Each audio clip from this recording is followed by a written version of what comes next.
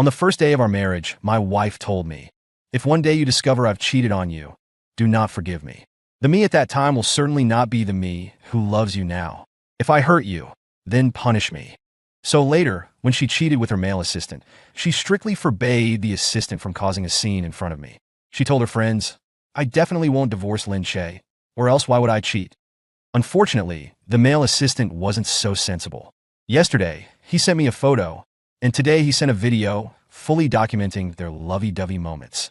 He said I was getting old and couldn't give Sister Ching the passion she wanted, and that I should quickly step aside and let him take my place. I put away my phone, calmly thinking, then I hope my wife can withstand the passionate punishment I'm going to give her. I returned home in a daze, and a strange message I had received not long ago lay in my phone. Lin Che, want to know what your wife is doing upstairs? After 10 years of being in love and 7 years of marriage, I never imagined that Song Ching would betray our relationship. A televised interview with Song Ching was playing on the TV. The reporter asked, who has been the biggest help to your career? Song Ching answered without hesitation, it's my husband. We started from scratch together. I manage the business, and he's responsible for research and development, and that's how we built the company we have today. I've decided on him for life. He is my soulmate. Looking at Song Ching's smiling face on the screen, I felt somewhat dazed. On my phone, Song Ching's sincere declaration of love for me in the interview had gone viral, with netizens envying our strong partnership and fairy tale romance. Some even dug up old photos of us when we were starting the business. A young me stood with my arms around her in our small office, our faces full of hope. I couldn't help but feel a little moved. Song Ching and I met in university. We hit it off immediately and quickly fell in love. Upon graduation, Song Ching gave up lucrative job opportunities, willingly staying by my side to start a business from scratch. We were very poor and could only live in a semi-basement rental. In the winter, there was no heating, and the two of us would huddle under the covers, shivering while dreaming about buying a big house in the future. Now all our dreams have come true, but Song Ching has changed. Song Ching returned late at night. After she finished showering and came out, I turned over and stared at her, startling her. Che, why aren't you asleep yet? Aren't you afraid of the dark? Why didn't you let me come up today? I asked. The panic on her face flashed by in an instant, and then she laughed. My secretary brought an emergency flashlight and I thought you were busy. After a brief silence, she suddenly remembered something, ran to the living room, and brought me a delicate box. Inside was a watch, obviously very expensive. I just bought this for you, see if you like it. After being married for many years, I know her well. Every time she makes a mistake, she buys me something to try to make me happy. I tacitly took it, put it aside, and said I was tired. The night passed. When I got up in the morning, Song Ching was making breakfast. After our marriage, as long as Song Ching was free, she would always make breakfast at home. I had a bad stomach, so Song Ching had specially sought out the chefs of 5-star hotels to learn to cook, and she had also crammed a lot of nutritional knowledge. All just to take care of my stomach. I felt bad for her and told her not to wear herself out, that we could get a nanny instead. But she said, it's not the same. It's always more reassuring when I make it myself. I was a bit dazed. She called me over to sit down and then changed into her workout clothes to go for her morning exercise. I glanced at the insulated container she was holding and asked, why are you taking an insulated container for your morning exercise? She paused, looking a little flustered, and replied, what insulated container? This is a sports bag, the latest model. Not long after she left, I received another message on my phone. Follow your wife, there will be surprises. I secretly followed behind her. She didn't go to the gym, but to the underground parking lot. I watched her drive away, then opened my phone to check the car's location.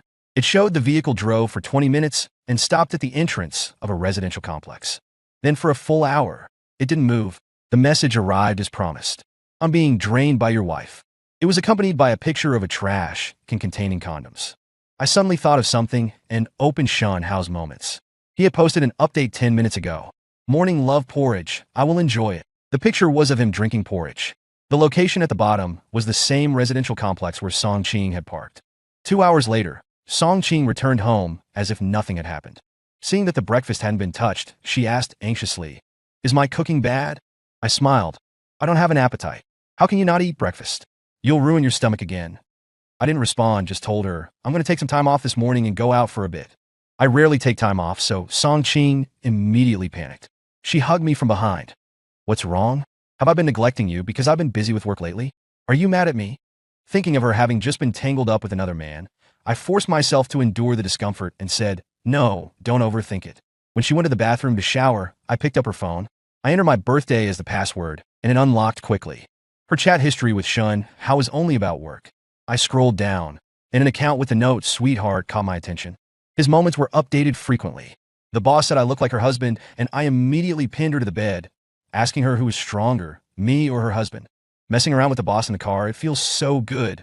Today is my birthday, and the boss gave me a watch. I love it so much. Song Qing didn't appear in any of his photos, but the fluttering ends of her hair and the faintly revealed cuffs all told me. The woman with him was Song Qing, the woman I had loved for 10 years. My mood was complicated, like staring at a coin that had fallen into the toilet. Wanted to pick it up, but disgusted at the thought. I knew Song Qing loved me, but she couldn't help but stray in our marriage. The moment the sound of water in the bathroom stopped, I turned off the phone and put it back where it was. Song Qing hugged me from behind. She sensed my low mood and said a lot of sweet nothings to coax me. She asked me to help her dry her hair, peeking at my face in the mirror from time to time. What should have been a sweet couple's time was now a moment where they both had different thoughts.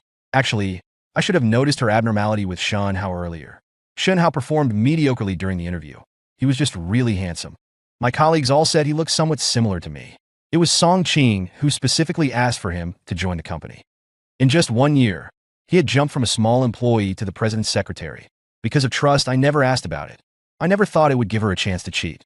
It was already noon when we came out of the immigration office after submitting the documents. Song Qing called me, asking me to go to her office for lunch. Before I pushed open her office door, I heard Shin Hao's voice. Qing, I want you to feed me. I told you to call me President Song at the company. If my husband finds out, I won't let you off. Song Qing's tone was stern, but I saw through the crack of the door that she and Shun Hao were very close. Song Qing put the chopsticks to Shun Hao's mouth. Shun Hao finished eating with a grin and even licked the back of Song Qing's hand with his tongue. Song Qing glared at him, but didn't react. I pushed open the door, and both of them looked at me at the same time. Song Qing's face changed slightly. She stood stiffly in place, wanting to say something, but not knowing how. It was Shun Hao who broke the awkwardness, saying to me enthusiastically, "President Lin, look how many dishes President Song ordered for you. I'm so envious." Earlier, she was afraid that the dishes wouldn't suit your taste, and even had me taste them. I feel like I'm an eunuch in ancient times tasting poison. Song Qing glanced at him and told him to leave first. The watch on Lin Che's wrist was eye-catching, exactly the same as the one Song Qing gave me. I sneered and said, "It seems that President Song is treating you well. Your salary is enough to buy a limited edition global tie." Hearing this, Song Qing glared fiercely at Shin Hao. Shin Hao looked wronged, but a hint of provocation flashed in his eyes when he looked at me. "How can I afford it? It's a knockoff." Shin Hao left the office, and Song Qing and I ate lunch in silence. She tried several times to start a conversation, but I just gave her perfunctory answers. In the evening, Song Qing and I were to attend a business dinner together. When it was time to get off work, Song Qing's car was already waiting at the door. I habitually opened the rear car door, but saw Song Qing and Shun Hao sitting side by side in the back. Before I could say anything, Shun Hao said, "Sorry, President Lin, I have some urgent documents for President Song to handle. I'll get out now and let you have the seat." "No need." They were both stunned. I get carsick sitting in the back. The passenger seat is fine. As the car was moving, I would meet Song Qing's gaze in the rearview mirror from time to time. She was afraid that I would really get carsick, so she would ask me how I was feeling every so often. Even if I frowned slightly, she would want a driver to stop, and she would get out to buy me motion sickness medicine. It was only after I assured her that I was fine that she gave up. I didn't miss the gloomy expression on Shun Hao's face beside her. At a red light, the light outside the car became dim. But I still saw in the rearview mirror, Shun Hao quietly put his hand under Song Qing's skirt. Song Qing only struggled for a moment before letting him do it. I felt all the blood rush to my head, and it was hard to suppress the churning emotions. At the banquet, Song Qing walked around with me, greeting everyone. When someone came to toast me, she would always block it for me. "My husband is allergic to alcohol. Please don't get him drunk." I was a technician and was never comfortable in this kind of setting. Song Qing was afraid of leaving me out, and whenever she talked to someone, she would always look at me from time to time, afraid that I would be bored. This caused others to tease us. "It's rare for Lin Che to come out, and you're protecting him like he's something precious. You really have him in your heart." "That's right. Your eyes are almost glued to Lin Che." I never thought that CEO Song, so successful in the business world, would also be a love-obsessed fool. "Could you reveal your secret to keeping love fresh?" Song Qing was taken aback by the question. She looked at me before smiling and replying, "We trust each other." Yes, I never doubted her. Yet she used my trust to betray me. I suddenly felt ridiculous. Everyone said she loved me, but only I knew that our love had long since become unrecognizable. As she spoke, she suddenly stopped. I followed her gaze and saw Shun Hao being forced to drink by a female guest. Someone asked, "So, Song, is that your secretary? He looks completely trapped. Aren't you going to do something?" Song Qing glanced away, her tone cold. "He's not anyone to me. Why would I care what happens to him?" Someone sighed. "As expected, since he's not family, so Song doesn't even spare him a glance." She laughed, acting as if nothing had happened, and pulled me to the dance floor. After a song, we received applause from the whole room. She excitedly told everyone, "Our 8th wedding anniversary is just around the corner. I hope everyone can wish us happiness." The crowd offered their congratulations. While Song Qing went to the restroom, I received another message. "Want to know what your wife is doing right now?" He sent a picture. It was of a private room next to the restrooms. I walked over. Even before reaching the door, I could hear a familiar voice. Shen Hao said, "Qing Qing, I thought you really didn't care about me anymore." Song Qing scolded him. "Why are you so stupid? If she tells you to go with her, you just go." Shen Hao replied, aggrieved. "I haven't been to these kinds of events before. You were just focused on being with Lin Che. Nobody was looking after me. Get your priorities straight. He's my husband, and you? Our affair absolutely can't be discovered by him. Understand? I know you love him the most. Now that he's not here, I want to kiss you." Then followed the sounds of kissing. My heart felt like it was being squeezed by a large hand, the pain making it hard to breathe. If this was Song Qing's love, then I felt it was filthy. I didn't want to hear any more and stumbled to the restroom. Soon after, Shen Hao also came in. Unlike before, when he had been flustered by the stranger, he now looked radiant. He stood next to me and said directly, "Lin Che, I was the one who sent you those messages." I replied without changing expression, "I know." He laughed. "There's also something else you don't know. Qing Qing is pregnant, and it's my child." My hand washing stopped abruptly. When our living conditions had improved, I had mentioned to Song Qing that I wanted to have a child. Song Qing always said that her career was a priority and that we would consider it in a couple of years. It had been put off until now, but she was pregnant with someone else's child. I forced myself to stay calm, my tone flat. "Well, congratulations to you both." "That's it?" Shen Hao was puzzled. "Not just that. I plan to divorce Song Qing. If you can get Song Qing to sign the divorce agreement, I'll step aside." Shen Hao's eyes lit up, but then he looked at me scrutinizingly. "Really?" My expression remained unchanged. "This is your best chance to become the official one. Do you have any other choice?" He thought for a moment, then said, "Okay, I'll get it done." That night when we returned home, Shen Hao took a taxi by himself. In the back seat of the car, Song Qing leaned on my shoulder, resting, looking at her slightly swollen lips and smelling the unfamiliar perfume on her. I felt nothing but sorrow. I didn't know what method Shen Hao had used. Perhaps Song Qing trusted him completely. In any case, the day after I gave the divorce agreement to Shen Hao, he had already gotten Song Qing to sign it. In the following days, Song Qing was busy with work as usual. Obviously, she had no idea she had signed such a document. That's good, so there won't be any complications before I leave. The night before leaving, the immigration agency's letter arrived at the house. Song Qing opened it, took out the documents, and asked suspiciously, "Husband, why is there a copy of your personal information? Who sent this to you?" My heart skipped a beat, and I quickly took it away. If she flipped just one more page, she would discover my immigration papers. Luckily, Song Qing didn't think too much about it. She smiled and asked me, "Tomorrow is our wedding anniversary. What are you planning to do?" "Let's just stay home. I'll cook a meal for you." "Really? It's been so long since I've had your cooking." On the night of the wedding anniversary, Song Qing came home early. Just as she picked up her chopsticks, her phone rang.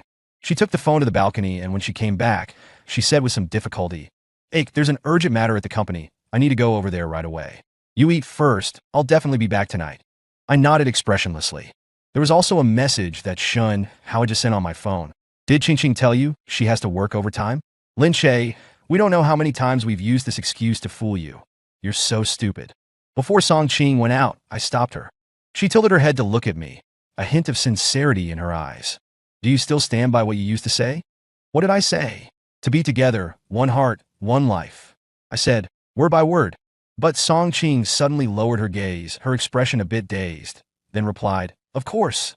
I'll be back." After she left, I packed my luggage and took a flight to Country A that night. When I landed in Country A, my mother came to pick me up. After divorcing my father, she had come to Country A alone and later started her own family, but she was still as affectionate towards me as always. When I was in China, she was distressed by the hardships Song Qing and I went through and had suggested several times that we hand over the company to a professional manager and immigrate here to be with her. This time I agreed to her request, and she couldn't be happier. But seeing me alone, she couldn't help but ask, "Where's Song Qing? Didn't she come with you?" I said in a calm tone, "We're divorced." My mother was taken aback. "How could such a big thing happen without you telling me?" In the car, I told my mother everything. After hearing it, she said meaningfully, "Song Qing will definitely regret this." I rented another apartment in the same neighborhood as my mother and opened a coffee shop. Away from the rights and wrongs of the past, the wounds in my heart were slowly healing. One day, my mother insisted on introducing me to a friend. I realized she had ulterior motives and wanted to refuse, but she had already brought the person to the coffee shop. Linke. The person wore a well-tailored dress and smiled gently. It turned out to be my college classmate, Feng. She was the class beauty of our department when we were in school, beautiful, generous, and with excellent grades. My mother left at some point, and soon, only the two of us were left in the coffee shop. I cleared my throat and asked her to sit down. It was a very harmonious conversation. I was surprised to find that Feng and I had an extraordinary understanding in many ways. Our tastes matched, we had similar interests, and even the songs we liked to listen to were the same. And so, we got along as friends. In the blink of an eye, it was the end of the year. That day, a customer who was paying the bill looked at me for a long time before asking, "Are you Lin Che, President Lin?" It had been a long time since I had heard anyone call me President Lin, and I was a little stunned. The person then said, "I used to work under you. You probably don't remember me." From him, I learned what had happened after I left. Song Qing had been missing for half a month, and she hadn't been managing the company. There were problems with the back-end operations of several projects, and the partners all terminated their contracts. The company management became increasingly chaotic, and many employees couldn't take it anymore and resigned. On Song Qing's first day back at the company, she had someone beat up Shen Hao, fired him, and blacklisted him in the industry. President Song used to appreciate Shen Hao so much. I really don't understand what mistake he made to make her hate him so deeply. I sneered inwardly. Song Qing was just locking the barn door after the horse had bolted. Even if she pushed all the blame onto Shen Hao, she couldn't change the fact that she couldn't resist temptation and betrayed our marriage. After sending him away, I remembered my New Year's Eve date with Feng and rushed over. Unexpectedly, I got into a car accident on the way. I woke up the next day to see my anxious mother. After a while, someone rushed in, covered in dust. It was Feng. My mother smiled and left. Feng sat on the stool beside the bed, looking at my leg in a cast, hesitant to speak. Remembering our agreement, I asked, "Did you go to celebrate the New Year last night?" Feng was slightly startled, then shook her head. "No, I just finished working overtime an hour ago." I smiled. "That's good. Then I didn't make you wait." Feng asked again, "How did you get into a car accident?" The other party was violating the rules, speeding. It was near the place we were supposed to meet. Feng suddenly looked up at me. Her eyes moved. She bit her lip. "Actually, I lied to you just now. I've been waiting for you. I thought you deliberately didn't come." I was silent for a few seconds, then smiled. I had told her about Song Qing. I was deeply hurt in my previous relationship and wasn't really ready to enter a new one. But the moment she rushed in, the dead string in my heart suddenly vibrated. In the following days, Feng came to the hospital almost every day to see me, each time bringing soup she had cooked herself. One time, she came late from working overtime, so tired that she fell asleep directly on the hospital bed. Looking at her, I suddenly remembered when Song Qing and I were very poor and I was sick in bed, and Song Qing fell asleep beside me, exhausted. Since I succeeded in starting a business, every time I was sick and went to the hospital, I had a caregiver who took care of everything. But I hadn't felt such genuine affection in a long time. On the day I was discharged, there was a rare heavy snowfall in Country A. My mother saw me gazing out the window and said, "With such heavy snow, little Feng probably won't come." Remembering Feng telling me last night that she would definitely come to see me discharged, I said, "Let's wait a little longer."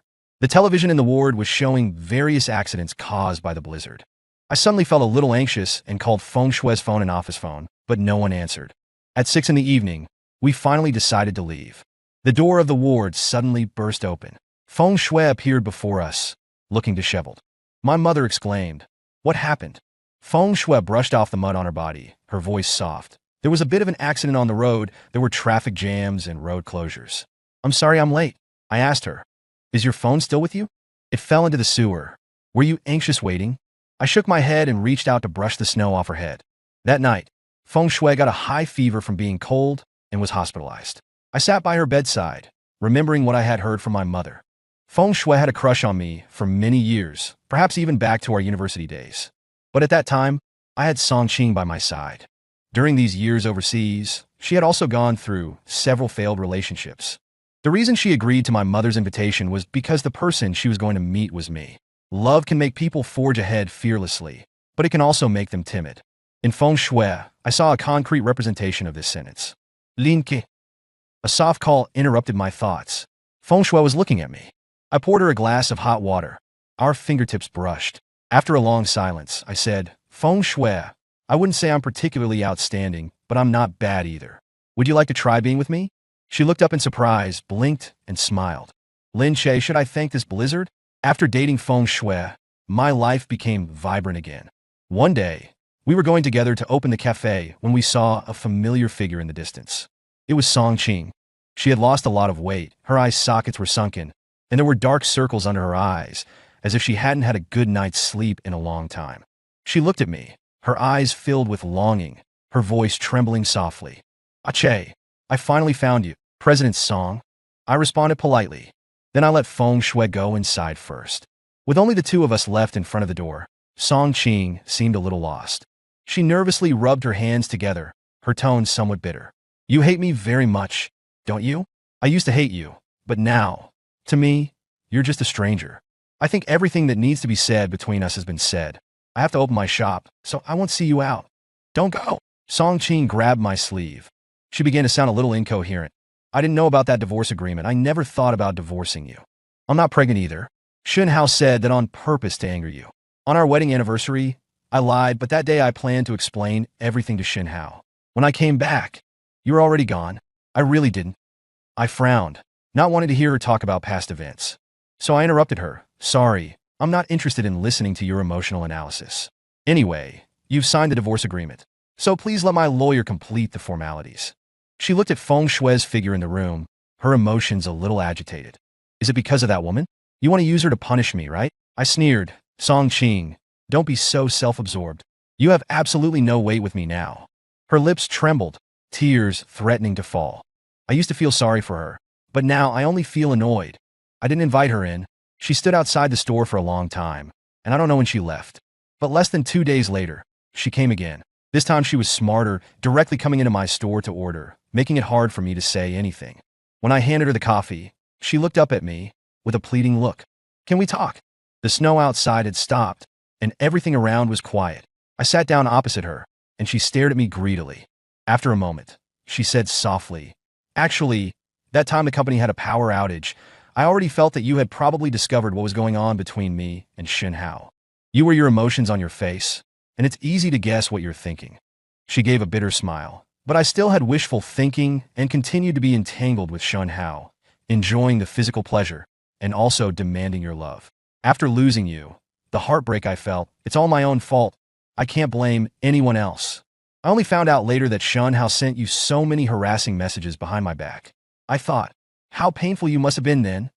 I found it ridiculous and laughed, saying lightly, I was the fool for giving you all my sincerity. After seeing your wanton true colors, I stopped feeling pain. Her face suddenly turned pale, and she said with difficulty, I'm sorry, H.A., I know I'm unforgivable, but the only person I've ever loved is you. I've already severely punished Xun Hao, and he will no longer be able to cause trouble. I smiled sarcastically. To be honest, I never hated him. The only person I ever hated was you.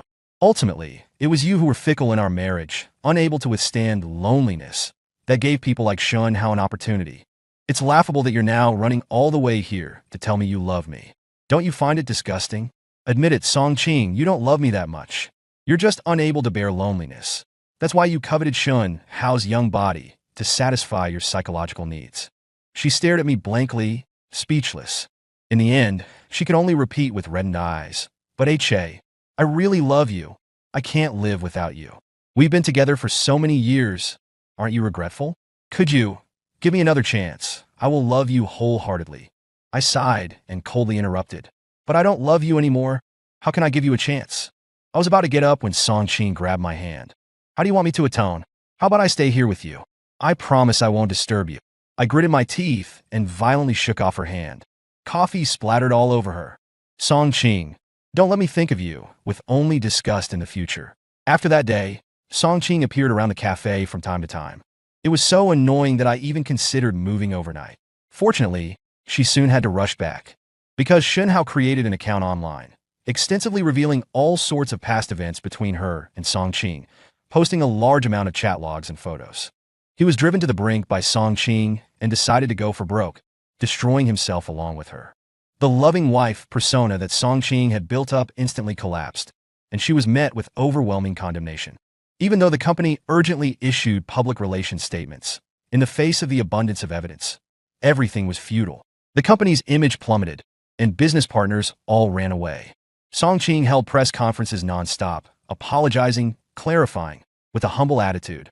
Gone was the glory of the past, when everyone flattered her. Later, she even ended up in debt and had to declare bankruptcy. But all of that had nothing to do with me. I hadn't heard news of Song Qing for a long time. The next time I heard about her, it was in a short video. Song Qing hated Shun, to the core for his actions, and found his place of residence. They started fighting after a disagreement, and furniture was smashed to pieces all over the place. Later, due to carelessness, she fell from an open window. When the ambulance arrived, Shenhao was already dead, and Song Qing was rushed to the hospital for emergency treatment. Ultimately, she saved her life, but will have to spend the rest of her life in a wheelchair. Her parents reached out to me, saying that she was a mess and begged me to go see her. I was silent for a moment and said, I don't think there's any need for that. Her parents were a bit angry on the other end. You two have been husband and wife for 8 years. How can you be so heartless? Qingqing already knows she was wrong. Is there any point in you being so relentless? I laughed instead of getting angry. Uncle, Annie, an apology cannot erase the harm she has done to me. If you can't remember what she did, I don't mind reminding you.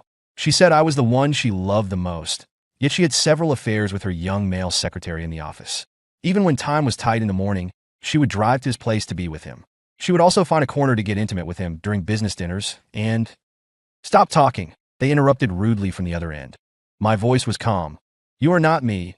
You have no right to tell me to forgive. In early spring, I proposed to Feng. Today another video was posted. I need you. On Christmas Eve, I received an anonymous package. Inside were a few princess dresses and dolls, all things that little girls would like. There was also a card that read, wishing you and your family happiness. Feng Shui glanced at it and couldn't help but complain. How boring.